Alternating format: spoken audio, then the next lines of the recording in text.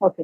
अगला सवाल जो है वो सुमन अग्रवाल जी का है। वो पूछती है, मुझे अपने बच्चे के लिए 2 साल के लिए इन्वेस्ट करना है, तो मैं क्या कॉनकॉर कॉनकॉर के RBL Groww E2E network current levels पे खरीद सकती हूँ? देखिए इसमें प्रॉब्लम क्या है, फर्स्ट ऑफ ऑल आपका बच्चा है, एंड बच्चा मतलब आप थोड़ा आपको सेफ प्ले करना है। और सेकंड प्रॉब्लम ये है कि आपने देखा ही है लास्ट 16-17 मंथ से मार्केट नहीं चल रहा है कहीं ना कहीं। सो ये फर्स्ट ऑफ ऑल आपको सेफ जाना है। सेकंड थिंग आपको ये भी समझना है कि मार्केट ऐसा हो सकता है कि 1.5 साल फ्यूचर में भी कभी नहीं चलेगा। मैं ऐसा नहीं बोल रहा हूँ कि लास्ट 1.5 साल हो गया मार्केट नहीं चल रहा है अभी भी 1.5 साल नहीं चलेगा, लेकिन ये एक इक्विटी मार्केट का फेस है, दौड़ है, जो हर एक टाइम में अलग अलग फेसेस चलता है मार्केट में। तो इसीलिए ना थोड़ा आपको स्टॉक स्पेसिफिक नहीं जाना। अगर आपका 2 साल का बच्चा है, आप एसआईपी स्टार्ट करके जा सकते हो। आप एक स्मॉल कैप फंड उठा लीजिए थोड़ा बहुत, या तो आप जो निफ्टी 20 है यहाँ पे आप एसआईपी स्टार्ट कीजिए। आईटी अभी बहुत नीचे है, आईटी 20 आप ले सकते हो, थोड़ा बहुत आईटी 20 में आप एक्यूमुलेशन करते रहिए। तो थोड़ा बहुत निफ्टी 20, थोड़ा बहुत आईटी 20, और थोड़ा बहुत एक स्मॉल कैप फंड और एक म्यूचुअल फंड में और एक मिड कैप फंड, दोनों 3-4 चीजों को अगर आप कॉम्बिनेशन में करते हो और 3 से 3.5 साल का व्यू रखते हो, मार्केट अभी डिस्काउंट में है, आपके बच्चे के लिए ये अच्छा हो सकता है रदर देन पर्टिकुलर स्टॉक और 2 साल का व्यू नहीं चलेगा। ओके। अगला सवाल जो है नंदन कुमार का है। वो पूछते हैं कि एक्सिस बैंक 1265 पर है और एच ए एल 3967 पर है। इन दोनों ही शेयर में आप क्या करें, axis bank and H A L? Axis bank पे अभी भी डाउनसाइड है। मैं लास्ट कुछ दिनों से ही बोल रहा था एक्सिस बैंक में एवरेज नहीं करना चाहिए, नीचे के लेवल पे आने पे एक बार डिस्कशन करेंगे। अभी भी ऑलमोस्ट 1100 करेंट जोन से 100 पॉइंट नीचे मैं देख पा रहा हूँ एक्सिस बैंक, तो इसीलिए एवरेज करने का सलाह तो अभी नहीं रहेगा, लेकिन आपको 1115 1100 के रेंज पे एवरेज करने का सलाह रहेगा। और एक स्टॉक बताया क्या? एक मिनट से। एक्सिस बैंक, एक्सिस बैंक और H A L. H A L तो बता दिया आपने, एक्सिस बैंक? नहीं, मैंने एक्सिस बैंक बताया था अभी। एच एल 3920 के आसपास का प्राइस चल रहा है, और कहीं ना कहीं वो होता है मैम, वो कहीं ना कहीं मार्केट नीचे आ रहा है तो सबका ही थोड़ा नहीं नहीं, I was watching the screen also and then questions also, so flipping between markets and क्या क्वेश्चंस। सो हाँ जी, जी, बताइए। 3650 3500 तक मैं आता हुआ देख पा रहा हूँ। अभी फ्रेश बाई नहीं करना है एचएल, लेकिन बीएल अच्छा लगता है कंपेयर टू एचएल। बीएल उतना नीचे नहीं आया है, बीएल अच्छा परफॉर्म किया है। बीएल 425-20 के आसपास मुझे लगता है कि लिया जा सकता है। स्वाति जैन का सवाल है, पूछती है दो स्टॉक्स के बारे में, नहीं एक ही है, एथर एनर्जी। उनके पास 40 शेयर है जो उन्होंने 715 के भाव पे खरीदे हैं। आपसे जानना चाहती है आप क्या करें? अथर एनर्जी आपको होल्ड करने का सलाह रहेगा। एक बार आप एक स्टॉप लॉस मेंटेन कीजिए 657 के आसपास, एंड बने रहिए। जैसे ही ये ब्रेक करेगा ऑलमोस्ट 743 745, आपको एक बार फिर से 850 तक आते हुए दिखाई देंगे। सो होल्ड करने का सलाह है, और अच्छा पोजीशनिंग है, बहुत ही जल्दी आपको ये मूव आते हुए दिखाई देंगे।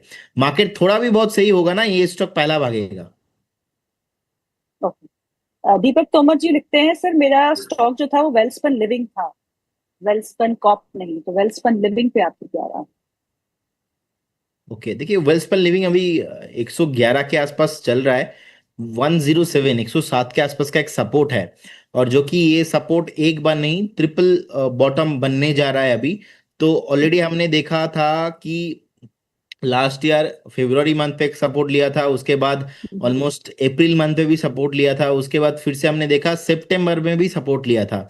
कभी कहीं ना कहीं 110 जो जोन है उसको ब्रेक नहीं किया था, उसको रेस्पेक्ट किया था, और वैसे ही बाउंस बैक देखने को मिलता है। लेकिन इस बार जिस प्रेशर के साथ नीचे आ रहा है, लगता है कि 107 अगर ब्रेक होता है तो और भी ज्यादा नीचे आपको आते हुए दिखाई देंगे।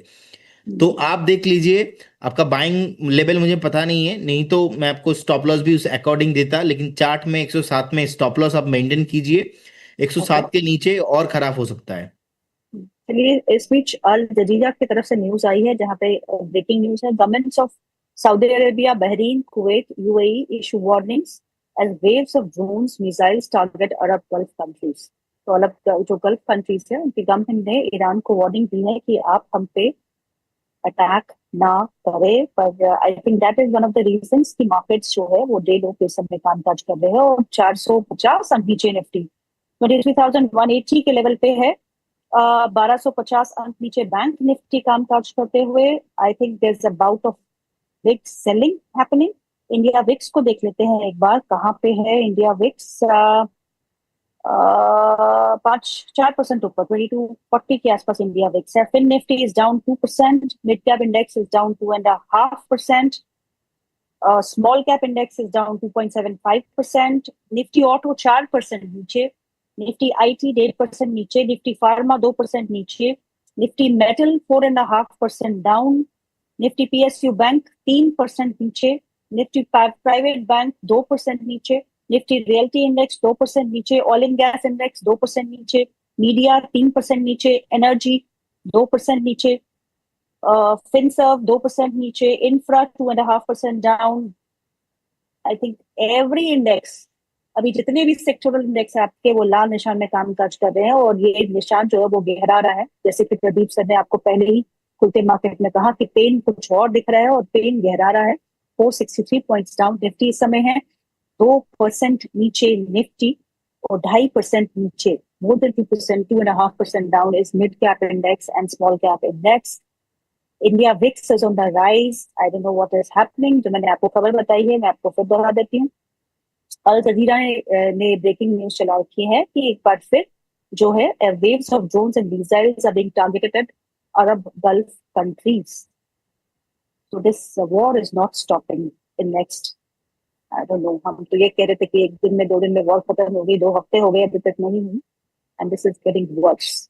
द मार्केट्स जो है, अगर हम इमर्जिंग मार्केट्स में देखें तो India is the worst hit market, because हमारी करेंसी भी काफी डिफरेंशिएट हो रही है। एक बार रुपी के लेवल को भी देख लेते हैं, if I found it here, अगर मेरे प्रोड्यूसर इसको दिखा पाए, 92.44, it's all time low for the rupee, it's all time low for the rupee. If I see, yes, it's 92.6062। अभी यहाँ अपडेट डिलेड है, इसलिए आपको दिख नहीं रहा। 92.60 is the new all time low of rupee vis-a-vis the dollar। अगर आप डॉलर इंडेक्स को देखें तो वो 100 के पार चला गया है। So dollar has gained strength because the war is escalating। और commodities में gold is down, silver is down, WTI Brent is up 102, Brent is up at $102 per barrel, WTI is up at 97, it's up 1.5%, natural gas is up 2.5%। तो कहीं ना कहीं oil को लेके फिर संकट जो है वो देखने को मिल रहा है। और हमारे बाजार, क्योंकि हमारी dependence on crude is so much, 80% we import, तो एक तो रुपी की डेप्रिसिएशन एंड द क्रूड की मार, वो हमारे शेयर बाजार को नीचे की तरफ घसीट रही है। And we are down 460 points on Nifty now. Pradeep, आप कुछ कहना चाहेंगे? जी डेफिनेटली, देखिए जिस तरीके से ब्रेंट एंड क्रूड ऑयल अभी, ब्रेंट 102, क्रूड भी 97, लगता है कि ये भी 100 क्रॉस हो जाएगा। ब्रेंट का नेक्स्ट जो रेसिस्टेंस है वो बेसिकली ब्रेंट क्रूड दोनों का ही है, ऑलमोस्ट वन, एक का है 115, एक का है 120, वहां तक भी जा सकता है जिस तरीके से टेंशंस आ रहा है। एंड आप बोल रहे थे, मैं देख रहा था advance and decline ratio, so basically almost 2700 stocks तो नीचे ही है, 400 स्टॉक ऊपर है, उसमें से लोअर सर्किट लगा हुआ है 76 स्टॉक में, मोर देन 400 से भी ज्यादा स्टॉक्स 52 वीक लो पे आया है। तो इसीलिए सिनारियो अच्छा नहीं है। एंड इंडिया विक्स 26.5 के आसपास का एक रेसिस्टेंस है, अगर वो ब्रेकआउट लगाता है इंडिया विक्स में, सीधा सीधा आपको 42 आते हुए दिखाई देंगे। सो कहीं ना कहीं टेंशन बहुत ज्यादा है, इसीलिए मैं स्टार्टिंग से ही बोल रहा हूँ कि अभी फ्रेश बाई नहीं करना है, एवरेज नहीं करना है। और आपने साथ साथ ब्रेकिंग न्यूज भी बता दिया है। और जो रुपीस ऑल टाइम लो पे आया है, सो कहीं ना कहीं ये भी एक नेगेटिव पॉइंट है। इनफैक्ट मैं नेक्स्ट 2 से 1 हफ्ता और भी ज्यादा देख रहा हूँ कि टेंशन इंक्रीज हो सकता है। और एफआईआई की तरफ से भी एक नेगेटिव कंटिन्यूअसली सेलिंग प्रेशर देखने को मिल रहा है। इनफैक्ट आप एक चीज देखेंगे, जब ईरान के साथ इराक का वॉर हुआ था 1980 से 1980 88 के आसपास, उस टाइम पे 8 साल तक चला। और आपने उन कंट्री ईरान के जो सुप्रीम लीडर है उनका उनके ऊपर अटैक किया, उनका डेथ हो गया। सो कहीं ना कहीं मैटर अभी ईगो पे आ चुका है। अब ट्रम्प बार बार स्टेटमेंट दे रहा था, नहीं हम आपको खत्म कर देंगे, आप वॉर स्टॉप करो। तो उनके पास ऑयल का कंट्रोल है, तो ये इजीली होने वाला नहीं है solve matter. 500 points down Nifty. 500 points down Nifty. Sensex down 1500 points. 1330 points down Bank Nifty. I mean, yes. this is a Black Friday, जिसे हम बोलते हैं. It's Black Friday. Everything is down, collapsed. Mid cap Nifty down 3%. Fin Nifty down 2%. So I hope 23 is saved on Nifty today. पर आज की closing पे सबकी ध्यान रहेगी, क्योंकि आगे वीकेंड है। जैसे कि प्रदीप ने भी कहा कि वीकेंड में जो ट्रम्प साहब है बहुत बयान देते हैं। सो आई डोंट नो कि जिसकी नेकेड पोजीशंस होंगी वो अपनी क्लोज करके जरूर जाए और कॉशियसली इस मार्केट को अप्रोच करे, बाइंग स्टैगर्ड वे में करे अगर आपको करनी है। अपॉर्चुनिटीज तो बहुत ज्यादा है, बहुत ही डिस्काउंट और सेल सेल सेल जिसे हम कहते हैं, तो वही सेल लगी हुई है एक्चुअली मार्केट में। अगर आप लार्ज कैप्स को देखिए, जो मैंने आपको गिनाए थे पिछले एक हफ्ते में, 11, 12, 15% तक लार्ज कैप्स क्रैक होना वो बहुत बड़ी बात है। अगर हम मिड कैप को देखें तो वहां तो डेंट ज्यादा है, 20 to 30% फॉल भी है। सो चुनिंदा शेयरों में और रिसर्च करके और better quality and fundamentally strong stocks में ही निवेश करिएगा। Even if you want to get into mutual funds, you can go to mutual funds route. SIP is the best option. So Pradeep, कुछ सवाल है जो ले लेते हैं क्विकली।